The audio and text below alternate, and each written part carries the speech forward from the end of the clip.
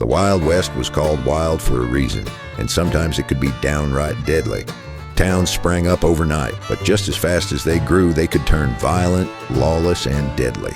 Streets echoed with gunfire, mines collapsed beneath men's feet, and sickness swept through crowded camps. And in some places, the land itself was contested, sparking clashes with Native American tribes that left many dead on both sides.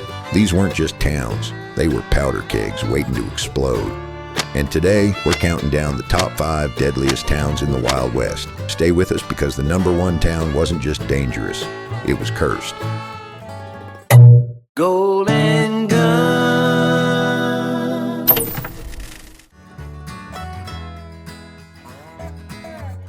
If there's one town that lives up to the Wild West legend, it's Tombstone. By the early 1880s, this dusty boomtown had exploded from a scrappy mining camp into one of the most notorious settlements in the Arizona Territory. Silver was the draw, and money poured in fast. Prospectors, gamblers, and drifters filled the saloons, and with them came guns, grudges, and plenty of trouble. Tombstone quickly gained a reputation as a place where the law was shaky, and justice was often delivered from the barrel of a revolver. The most famous example was the gunfight at the OK Corral, 30 seconds of chaos that cemented Wyatt Earp, Doc Holliday, and the Earp brothers into legend. But the truth is that shootout was only the tip of the iceberg. Tombstone was simmering with feuds between outlaw cowboys and local lawmen. Ambushes, assassinations, and sudden violence were part of daily life. And even if you avoided the bullets, you weren't safe.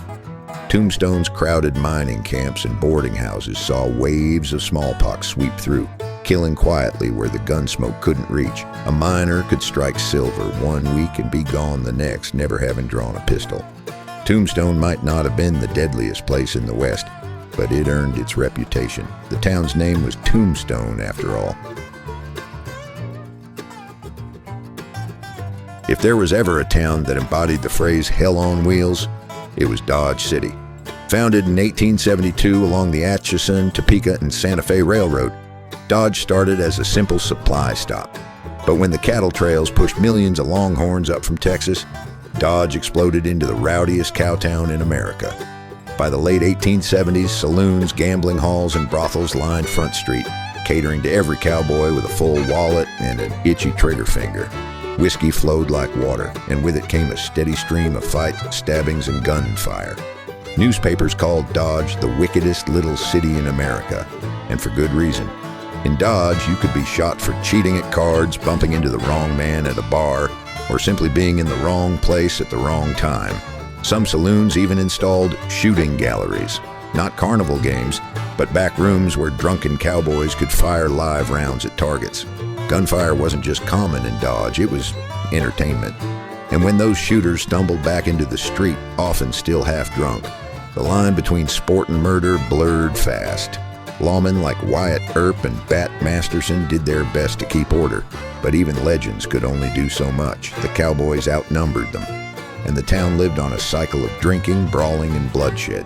It was said you could hear a gunfire almost every night, echoing off the wooden facades of the saloons.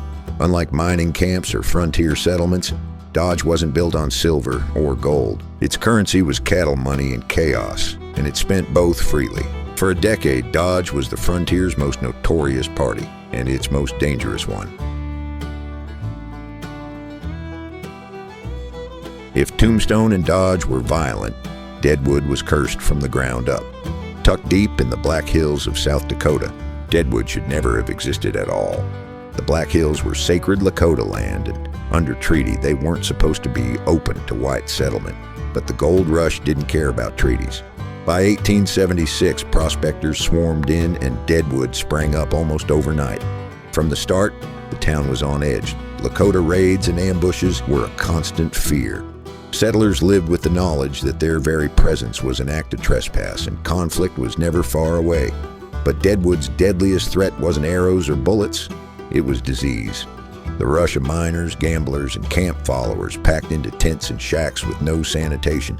Smallpox swept through the camp, killing without warning. Cholera and dysentery claimed countless others. For every man shot down in a saloon, another died quietly in the mud streets racked with fever. That's not to say Deadwood lacked violence. It's where Wild Bill Hickok met his fate, shot in the back of the head while holding what became known as the dead man's hand. Aces and eights. Mining accidents added to the death toll, with cave-ins and mishaps underground, taking lives as greed pushed men deeper into the hills. In Deadwood, you didn't just gamble at the tables. You gambled with your life. Between disease, mining accidents, and violence, historians estimate Deadwood lost 300 to 400 lives in its early years, staggering numbers for a town of only a few thousand. Before Dodge City claimed the spotlight, Abilene was the original cow town of the West. Founded along the Kansas Pacific Railway, it became the end of the trail for thousands of longhorn cattle driven up from Texas. With herds came drovers, gamblers, prostitutes, and guns, and the small settlement of Abilene transformed overnight into a powder keg. At first, the money seemed like a blessing. Cowboys with pockets full of pay swarmed the saloons, eager to drink, gamble, and blow off steam. But with whiskey flowing and tempers high, violence wasn't far behind. Fistfights spilled into the muddy streets, and all too often they ended in gunfire.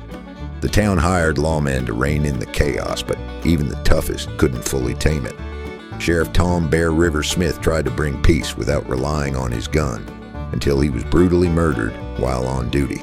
His successor, Wild Bill Hickok, didn't hesitate to use his pistols, but even he couldn't stop Abilene's reputation for bloodshed.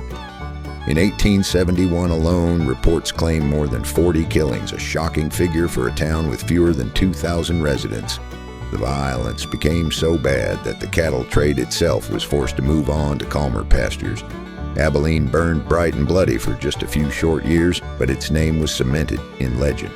By the time the dust settled, dozens had been gunned down, giving Abilene one of the highest per capita murder rates in frontier history. If there was ever a town that earned the title of Deadliest, it was Bodie, California.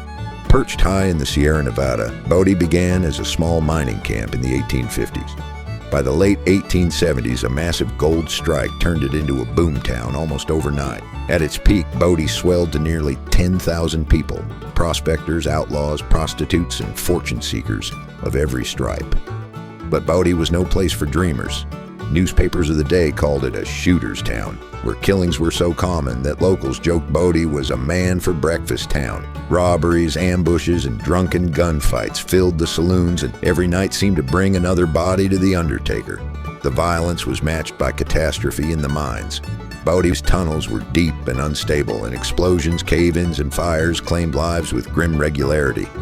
In 1879 and 1881, massive fires swept through large parts of town, killing residents and leaving hundreds homeless. Then there was disease. Harsh winters and poor sanitation made Bodie a breeding ground for typhoid and pneumonia. Children were especially vulnerable, and the cemetery filled as fast with infants as it did with gunfighters. Travelers whispered that heading to Bodie was like signing your own death warrant. Even the Paiute people who had lived in the area long before the gold strike clashed with settlers as the town expanded. Bodie was built on contested land, and that only added to its bloody reputation.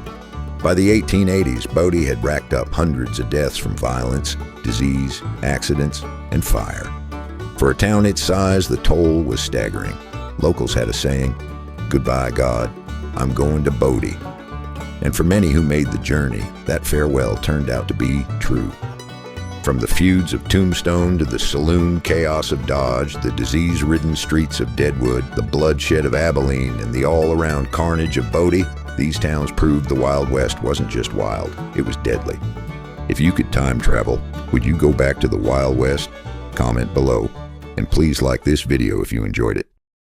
Golden guns, golden guns. Thank you for watching Golden Guns. Please like and subscribe.